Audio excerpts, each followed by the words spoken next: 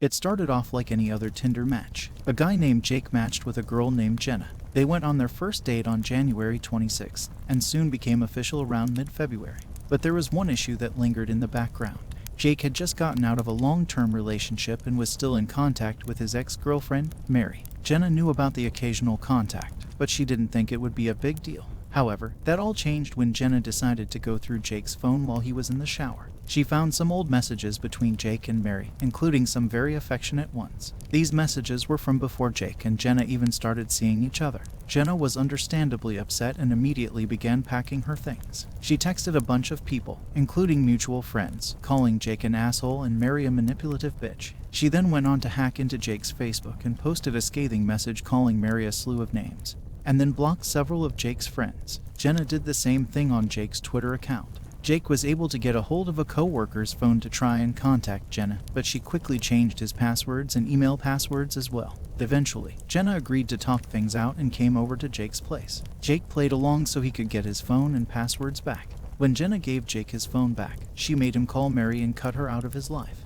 However, Mary was in on the plan and played along, having a convincing argument with Jake over speakerphone so that Jenna could hear. Once Jake got his passwords back, he immediately changed them. Jake told Jenna she should leave, but she didn't understand why he wanted her out of his life. She went home very upset about the breakup, but the harassment didn't end there. Jenna began posting and commenting on Jake's Facebook, so he blocked her on everything. She then started calling Jake over and over again, not saying anything when he picked up the phone.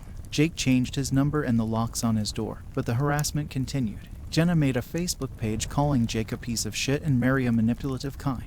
She even hacked into Jake's alternate Twitter account.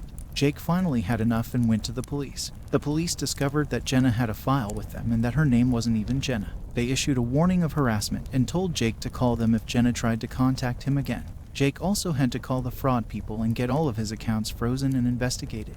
The emotional damage of being abused and harassed by someone he cared about was starting to take a toll on him. Jake's story is a cautionary tale about the dangers of online dating and how things can quickly spiral out of control. It's important to take things slow and get to know someone before becoming official. It's also important to be upfront and honest about past relationships to avoid any misunderstandings. If you find yourself in a situation like Jake's, don't hesitate to seek help from the authorities.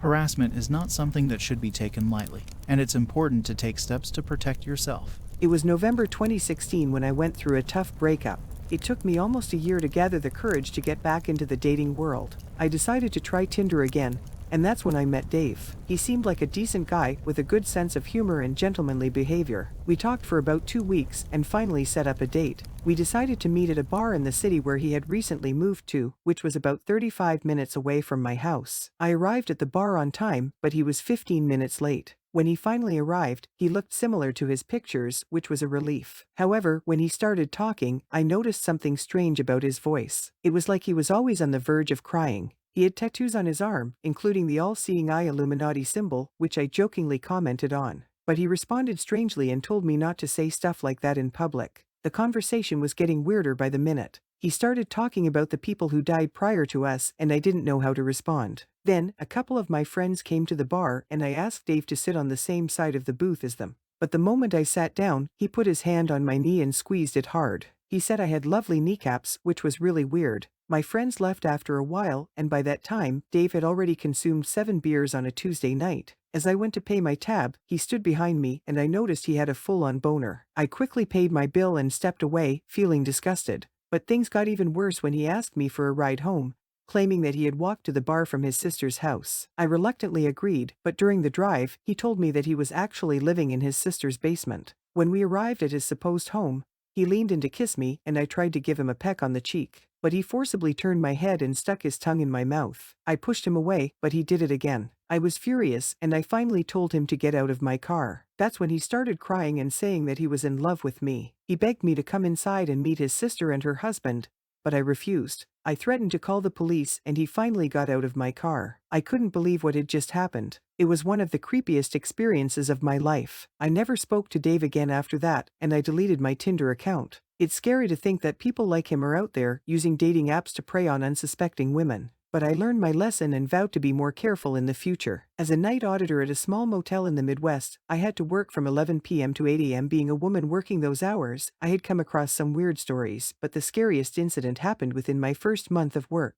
It all started when I was on Tinder before my shift, and I matched with this guy who seemed cool and into things that I liked. We chatted for a bit, and I told him that I had to go to work, and we said our goodbyes. Later that night, I was running the motel by myself, and a vaguely familiar guy came up to the front desk and asked for me by name. He turned out to be the guy from Tinder, and he told me that he was staying at the motel. I was already feeling red flags and discomfort from his vibe, but I stayed behind the comfort of my desk for 2 hours as he wouldn't stop talking to me. He kept talking about his ex, how he beat people up, and how he wanted to have sex with me. I was uncomfortable and didn't know what to do. Finally, at around 2-3 a.m., he decided to go to bed, and I took a much-needed smoke break outside.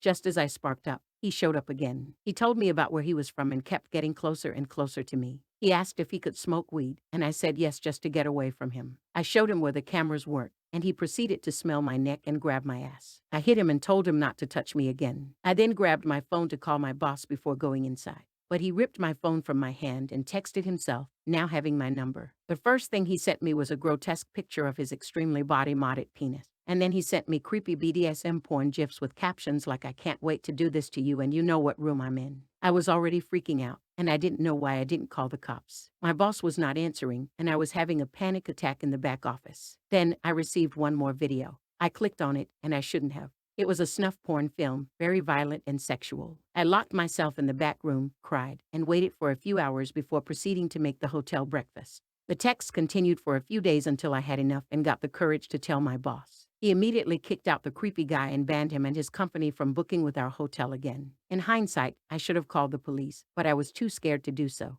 I told the creepy guy never to contact me again from Tinder, and I was left with the haunting memories of what had happened. It was a scary experience, and I was grateful that my boss took action and banned him from the hotel.